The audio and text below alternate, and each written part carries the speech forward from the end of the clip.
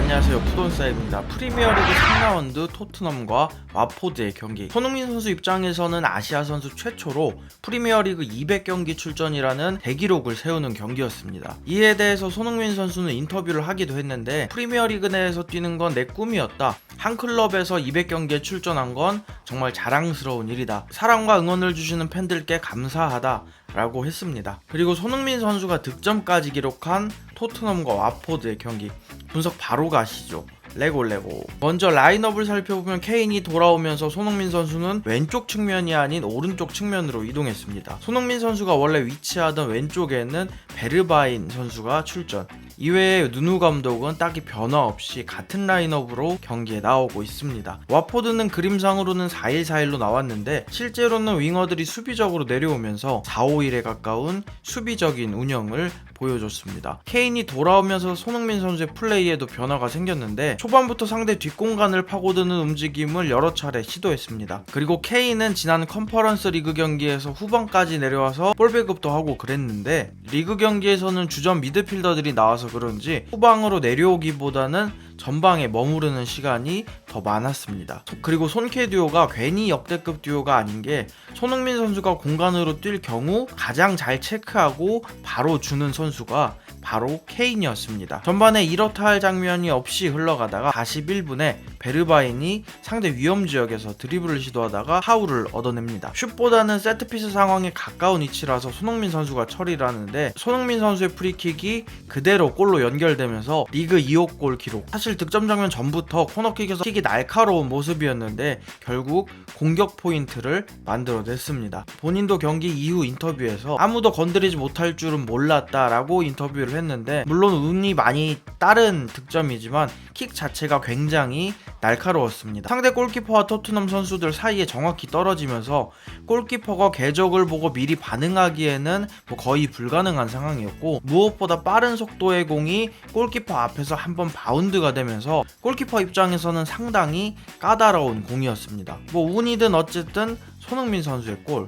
골키퍼 입장에서는 그렇게 전반전은 1-0으로 끝나고 후반전에도 손흥민 선수의 킥은 여전히 날카로웠습니다. 56분에 나온 코너킥에서도 산체스의 슛으로 연결이 됐고, 66분에는 좋은 역습 장면을 만들기도 했습니다. 손흥민 선수가 상대 실수를 가로채서 PA 앞까지 볼을 직접 운반한 이후 케인에게 내주고, 케인은 다시 중앙으로 보내고, 들어오던 알리가 마무리를 시도하는데 아쉽게도 수비 맞고 살짝 빗나갑니다. 그리고 68분에 베르바인이 나가고 모우라가 들어오면서 손흥민 선수는 원래 자리인 왼쪽으로 이동. 여기서 손흥민 선수가 한 골만 더 넣게 되면은 프리미어리그 통산 3만 번째 골의 주인공이 되는 상황이었는데, 아쉽게도 더 이상 득점을 하지 못하고 후반 86분에 브라이언 힐과 교체가 됐습니다. 참고로 힐은 프리미어리그 데뷔전이었습니다. 지난 경기에 이어서 이번에도 교체 아웃인데 개인적으로는 너무 좋았습니다.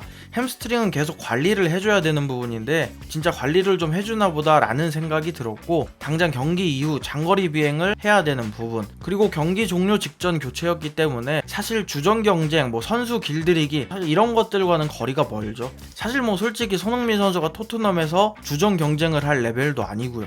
그렇게 손흥민 선수의 결승골로 토트넘의 1-0 승리. 누누 감독은 리그 개막 이후 3연승, 리그 3경기 연속 클린시트를 기록하며 좋은 분위기를 이어나갔습니다. 심지어 개막전 이후 매경기 한 골씩 넣어서 3연승을 한 건 토트넘 역사상 처음 있는 일이라고 합니다. 하지만 그럼에도 불구하고 BBC의 모리스는 토트넘은 빅4가 될 수 없는 팀이라고 얘기를 했는데, 당장 스쿼드만 놓고 봐도 그건 대부분 사실 동의를 할 것 같긴 해요. 오늘 와포드전을 놓고 보면 지공 상황에서 상대 위험 지역으로 진입을 하는 게 정말 쉽지 않았습니다.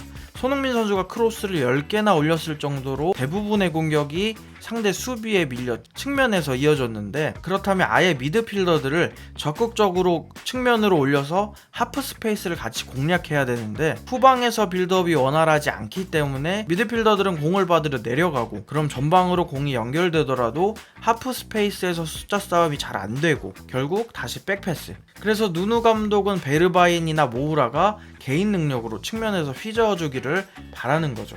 실제로 그렇게 활용을 하고 있기도 하고요. 물론 선수 퀄리티 때문에 그게 안 된다면 토트넘이 노려야 할 득점 루트는 세트피스가 아닐까 싶습니다. 오늘 경기에서 코너킥 숫자를 보면 토트넘 10개, 와포드 3개. 코너킥 상황에서 득점이 하나 나와도 이상하지 않을 숫자인데 살짝 아쉬운 부분입니다. 손흥민 선수의 킥이 날카로운 만큼 세트피스 전술을 좀 더 준비해보면 어떨까 생각해봅니다. 그리고 이제는 조금 더 다득점 경기를 펼칠 필요가 있다고 생각을 합니다. 한편 누누 감독은 경기 후 인터뷰에서 지금 리그 순위는 아무 의미 없고 신경 쓰지 말라고 했다라고 했는데 뭐 맞는 말이죠. 어쨌든 우려와 달리 손흥민 선수의 수비 가담이 줄어든 부분, 산체스, 다이어, 산다라인으로 클린시트를 해나가는 부분, 현 시점에서 이 두 가지는 정말 누누 감독에게 박수를 보내도 되는 부분 같습니다. 토트넘의 다음 경기는 9월 10일 저녁 8시 반 크리스탈 팰리스와의 경기이고, 손흥민 선수는 이제 3일 후 9월 2일 목요일 오후 8시에 이라크와 월드컵 최종 예선 경기를